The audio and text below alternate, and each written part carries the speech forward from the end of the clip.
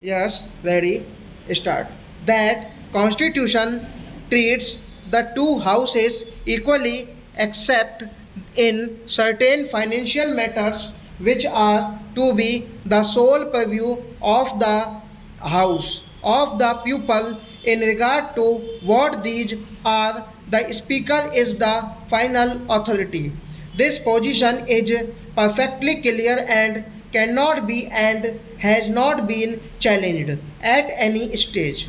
Unfortunately, some words were used by my colleague, the law minister, while speaking in the Council of States on April 29, which led to a misunderstanding. That misunderstanding could have been easily removed by a direct reference to him. This was not done, and the matter was raised in the House. Further misunderstanding then arose as between the two House and questions of privilege were raised, and it was stated that the dignity of this House had been affected. All of us are jealous of maintaining the dignity and authority of this house and of the speaker who represents this house. Indeed, all of us are anxious to maintain the dignity and authority of both houses which constitute parliament.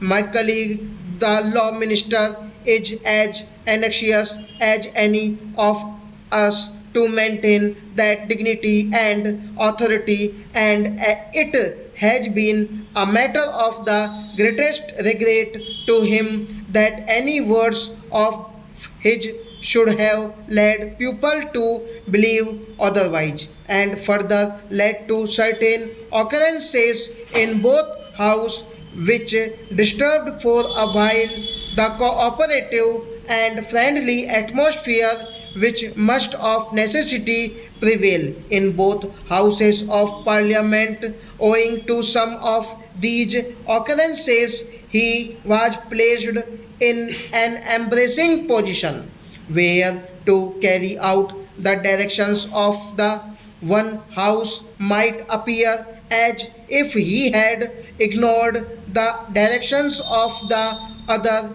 In this dilemma, he might have produced an impression of not having shown the usual consideration which is the duty of every member, but that was far from his intention, and he regret it and trusts that the house will expect his apology for any mistake which he might have inadvertently committed. So far as the facts are concerned, they are clear, although unfortunately my colleague, the law minister, was not aware of all of them at the time the first reference was made to this matter in the Council of States. It is clear and beyond possibility of dispute